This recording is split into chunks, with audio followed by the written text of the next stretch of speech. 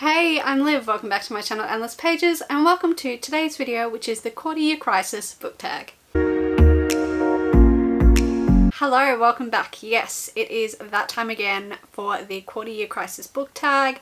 I believe I've done these the last couple of years on my channel. I always really enjoy them. They're just kind of like, if you don't know, a bunch of questions to check in on how your reading is going so far.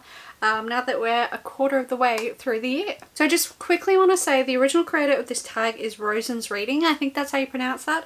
I will tag the original video in the description as well as her channel. So please go check that out and support her, because this is a really creative tag that a lot of people use every year. So go check out the original. Question number one is, how many books have you read so far this year? I have read 11 books so far this year, which means I am 4 books behind my Goodreads goal, my reading goal, which is not too shabby. 4 books behind in, what month is it? Almost March? That's not too bad. I'm pretty okay with where I'm at. I mean, it's a little number, but I think I'm okay with it because the overall quality of what I've read so far this year has been really great. So I don't mind that the number is small, because I've read some amazing books so far this year. Definitely some favourites in there already. Like, the quality has just been mwah, chef's kiss, beautiful. I have had a few little slumps. Definitely not the worst slumps I've ever had, but I think, when would it have been? February, I started to read what's it called? I can't remember the title. Crescent City 3. Why can't I remember the title? Oh, it's right there. House of Flame and Shadow. That's it. A House of Flame and Shadow. I started to read that, obviously, like the day it came out. And I'm really not vibing with that book. I still haven't finished it. And that put me into definitely my biggest reading slump, touch wood, at all this year, hopefully. But so far this year, I was really struggling to get through that book, and I think I was just forcing myself to read it because obviously I had such a great time with Crescent City 1 and 2, and I was really struggling to get through it. The main character was driving me like up the wall. Like, how are you supposed to enjoy a book when the main character is literally driving you crazy? So I was really struggling to get through that book. I don't even know if I got halfway through. I can't remember how far through I got, but I had to soft D an effort, and after I read that book I didn't read for weeks. So maybe my book count would be higher if that book hadn't caused me a slump, but it did, and that's life. So I've recovered from reading that book, and I've read many great books since. So yeah, that's a long way to say I've read 11 books so far this year. Question number 2 is, have you already found a book you think might be a 2024 favourite? Definitely. I think I've already said this. I've already read some incredible 5-star books so far this year. I've got a few contenders for favourite. The first one being Chai Time at Cinnamon Gardens by Shenkari Chandran. This is set in Sydney. The kind of setting is a nursing home that this Sri Lankan family, when they moved to Australia, bought it and took over. And it is, I've never been so emotionally moved by a contemporary book. Like, a lot of what I read is obviously fantasy, and yes, I've been moved and I bawled my eyes out to fantasy books, but this is the first time I've really emotionally connected with a contemporary book with a contemporary setting. This is about racism and identity and how important people's heritage and stories are, and about how racism looks in Australia and what that is like to live with. As an Australian, I think it was such an important book for me to read. It was absolutely beautiful. I so strongly connected with the characters. This is really a character focused book, and I just had such an emotional connection with them, and I learnt so much, and I feel like it's a really important book for Australians to read. I was really emotionally moved by this book. 5 stars. I bawled my eyes out. It was beautiful. So that's definitely a contender for favourite. What else? None of This Is True by Lisa Jewell is a thriller. It's about this woman, and this podcaster meets this other woman, and they're in a pub, I think, if I remember correctly, and they both discover that they're birthday twins. They were both born on the same day in the same hospital. And the podcaster is like, wow, this woman's interesting, there's something about her. And the other woman, I can't remember the name, sorry, is like, you should do a podcast about me, like I'm about to change my life, because the podcaster does all these podcasts and she interviews really amazing, inspiring women. So she's like, I'm about to change my life, do a podcast about me, and it all goes to shit. It was really good. I listened to this on audio.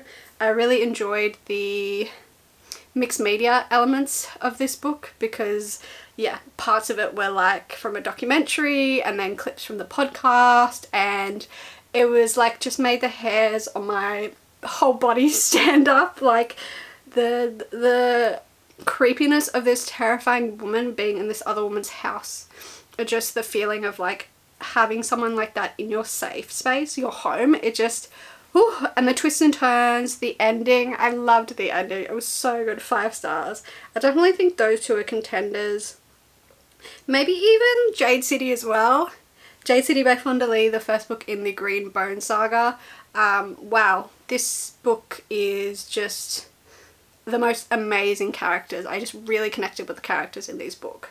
And the world building was incredible as well, but I really feel like the first half of this book was so character focused, and that definitely paid off, because now that the world building is starting, I am so connected to these characters, and I fear that that's not going to end well for me, because I just hear the books just get sadder and sadder.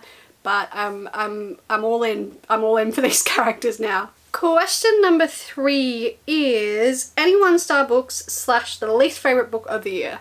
Yeah, I've read some shit books as well this year. I've DNF'd quite a few shit books. Definitely I think my least favourite so far that I've actually completed is this book called Even If We Break. This is by Marieke Nijkamp. Sorry, I definitely butchered that. I read this book for the Autism Acceptance readathon. I found it on I think I found it on a blog post. I don't know how to even describe this. I believe this is young adult. It's about this group of friends that do like, I guess, is it RPG? Like role-playing games? Yeah, they do have this role-playing game, kind of like Dungeons and Dragons-esque world. And the group is kind of like fractured, some shit has gone down, and they're all coming together to finish off their role-playing adventure for one final time. And it goes very wrong. This was some of the crappiest writing I've ever read, which is so disappointing. It was really bad. The characters were incredibly stupid. It's meant to be a thriller, and it was not at all thrilling. Characters would stand in the middle of danger not knowing where the bad guy was, and just stand there and have, like, you know, an hour-long conversation. There was no tension. I was not afraid for the characters. It was just so poorly written. It's just, I don't know how you can call this a thriller when most of the book was characters standing there having a conversations, kind of thinking that there could be someone, like, you know, watching them. But there was no sense of urgency, I guess is the word to use. No sense of urgency, no brains used at all in this book. They didn't seem to care about who it was chasing them for a bit. The reveal of who was trying to kill them was so mediocre, and I was like, oh, God, this is so shit. Also, a very unrealistic reason. It was set in contemporary, so I was like, no one thinks like that. No one thinks like that. It's like a caricature of a stereotype. It was so bad. And I forced myself to finish it because it was only like 200-ish odd pages. So I was like, I may as well finish. Like, I need to see what they think a good ending to this book was, and it wasn't worth it. I should have DNF'd this one. Question number 4 is most read genre so far. Ooh, let me count actually. 1, 2, 3, 4, 5, 6 fantasy books, and then 1, 2, 3 thrillers. Oh yeah, so definitely fantasy. Fantasy will, I think, always be my most read genre, although I am branching out a little bit. definitely been branching out, but fantasy will still always be my favourite. You can't beat it in my mind. I can't beat a fantasy book. Thriller is definitely coming up there now in recent times as my second favourite genre for sure, because I've been eating thrillers up recently. I've read, what, 3 so far this year? No, 4. I've read 4 fantasies, so it was almost a tie there with fantasy and thriller. But again, I can never replicate that feeling of being in a fantasy world that I love with any other genre. It's like, I can't describe it, but it's just a different feeling. So fantasy will always be my most read genre, I believe, but thrillers definitely getting up there as well. Question number 5, a book that surprised you. Ooh, I've already answered this question. I should have double checked the questions before I started yapping away. Yeah, Chai Time at Salmon Gardens, for all the reasons I said when I was answering the first question. So yeah, I should have read the questions, but yeah, maybe Jade City as well. I was blown away by how much I loved this book.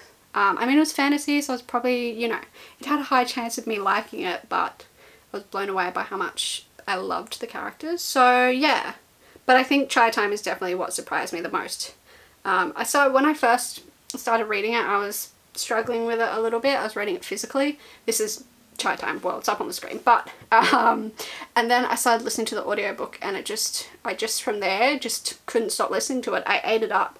I had my earphones in, listening to it every second of the day that I could, so I ate it up. It was so good. Question number 6 is, what is a book that's come out in 2024 already that you want to read but haven't yet? Okay, I was book shopping one day and I had a plan in my head. I was like, we are not going to title shop. We are not going to go and just reach for books you've already heard of. We're actually going to have a proper book shopping day. I actually walked through, picked up books I hadn't heard of, had a proper just, not going in here with a list of books or titles in my head. I'm just going to browse and see what I find. And this was one of the first books, I think maybe the first book my eye went to when I walked in. And this is The Principle of Moments. This is by Esme Jikami Pearson. Please let me know if I pronounce that wrong, I'm sorry. This is a science fiction book. The cover caught my attention because she is beautiful. Oh my god, this is an absolutely stunning cover. So what also got my attention before I could even read the blurb is it's quoted by Ben Aaronovitch. That's the author of the Rivers of London series, right? Yes, it is. Author of the Rivers of London series, which I'm still yet to read, blurbed and said, my favourite kind of grand space opera. Give me a space opera and I'm in. I need more space operas. If you have any recommendations for space operas, please do tell me. So I'll just read you the blurb, I guess. So this is, we have like a dual perspective and they're in different times. So the first perspective is in 6066. In Emperor Thracian's brave new galaxy, humans are not civilians but indentured labourers, working to repay the debt they unwittingly incurred when they settled on Garan, which is a desert planet already owned by the Emperor himself. Give me an evil emperor that rules the galaxy? Mwah, yes. Asha knows she's just another voiceless cog working the assembly lines that fuel his vast imperial war machine. Her only rebellion studying stolen aeronautics manuals in the dead of night. But then a cloaked stranger arrives to deliver an impossible message, and her life changes in an instant. Then we have the other perspective that is 1812. Obi is done with time travelling. Never mind the fact he doesn't know how to cure himself of the temporal sickness he caused whilst anchoring his soul to Regency London, the one that unmakes him further with every jump. Or, if the prince he loves will ever love him back. Oh, cute, I forgot that bit. Where his father disappeared, he is done. Until he hears about the ghost of a girl in the British Museum, a girl from another time. When Obi's path tangles with Asha's and a prophecy awakens in the cold darkness of space, they must voyage through the stars, racing against time, tyranny, and the legacy of 3 heroes from an ancient religion who may be awakening, reincarnated in ways beyond comprehension. Holy shit, this sounds so freaking good. sounds absolutely amazing. What it also says is that it's a love letter to black readers of science fantasy. The Principle of Moments is a symphonic, century-spanning adventure, unmissable for fans of the spacefaring found family of Becky Chambers, which I still need to read, the alternate London of V. Schwab, Dark Shade of Magic series, which I still need to finish as well, and the virtuosic climate craft of N.K. Jemisin. Doesn't this sound amazing? Oh my god. Ragtag team fighting against like an evil, maybe not so ragtag, they look pretty badass. Anyway, two cool people fighting against a tyrannic, is that a word? Tyrannic, you know, a bad person emperor who rules the galaxy and, you know, loves war and all that kind of stuff. That just sounds like my kind of read. This is literally my kind of read. I've always been trying to fill the hole in my heart that was left by the Aurora Rising series.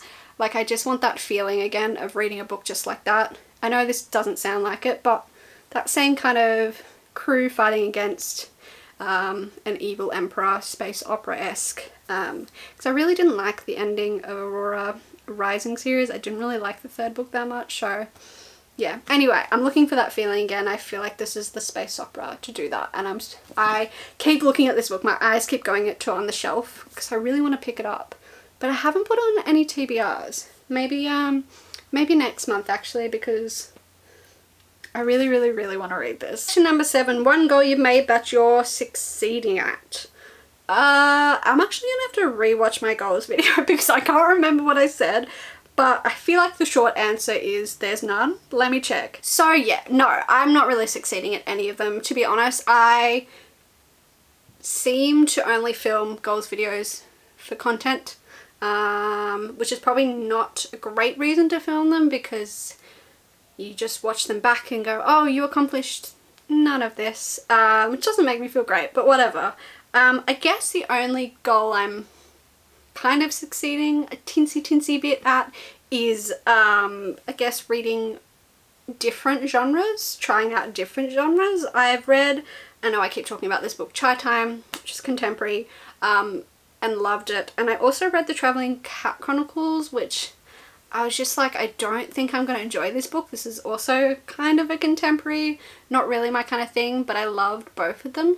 So I guess challenging myself to read different genres is paying off because I found a favourite of the year out of it. And The Travelling Cat I rated 4 stars. I struggled to get into a little bit, but it was really cute and I bawled my eyes out. So it is paying off. I'm also in the middle of a romance book, role-playing. I can't remember the author and I'm finding that really adorable. So I know that's only like 2.5 books out of 11, but two more than I would have normally read. Like, I normally don't really challenge myself with reading different genres, so kind of technically that's the only goal I'm kind of technically succeeding at. And I guess my reading goal, I'm only 4 books behind, so I mean that's kind of on track. I don't know, I'm really pushing it here. Yeah. Question number 8 is a goal that you need to focus more on. All of them, like I just said. I guess one that I think is a realistic one to focus on is the diversity goal. I said I wanted to read more diversely in terms of the characters I'm reading in the books and the authors themselves. That's a goal that I can still definitely accomplish. I think I still need to make it a habit that when I'm creating TBRs that I'm looking diversely, that I am doing research on, you know, supporting diverse authors. And yeah, there's so many people out there that are doing such a great job at promoting diverse authors and diverse books, so I need to go out and watch that kind of content, absorb it, get so many good recommendations and make that a habit, make that something that I'm aware of when I'm picking books. Yeah, so I think that's a goal that I can realistically improve because I've got plenty of time in the year left to read diversely. Question number 9, the final question, any new to you booktubers you recommend? Absolutely, I found this channel super recently, Sierra V. I will of course tag her in the description below. Yeah, I started watching one of her videos recently and she just has this really nice energy about her in her videos. Yeah, she's quite a new YouTuber. She's been posting for about a month, but she's really great at it. Her thumbnails are always like really visually, sorry I'm just looking at her channel as I talk to you, her thumbnails are always visually really nice, and she reads, from what I can tell so far, a bit of romance but a bit of fantasy as well, so that's why I was like, yes, I'm in, because she reads fantasy. Yeah, she does vlogs pretty much and I really like her content, and I'm hoping to watch some more of it soon actually, because she has a bunch of videos out that I could watch. Anyway, yeah, she just has a really nice energy about her. I like how she talks about books. She is a lot more, I don't know, she's more eloquent than me when talking about books, that's for sure. Yeah, so please go check her out. So those are all my answers to the questions from the Quarter Year Crisis book tag. Thank you so much for watching. Let me know in the comments what is a book that surprised you the most so far this year. Go check out the original creator of this tag and go check out the new to me booktuber that I recommended as well. Give her some love. Give them both some love. Yeah, thank you so much for watching. I hope you enjoyed. Give this video a like if you enjoyed and subscribe if you would like to see more of my content. It would be very much appreciated. And I will see you in whatever the hell I post next. Bye!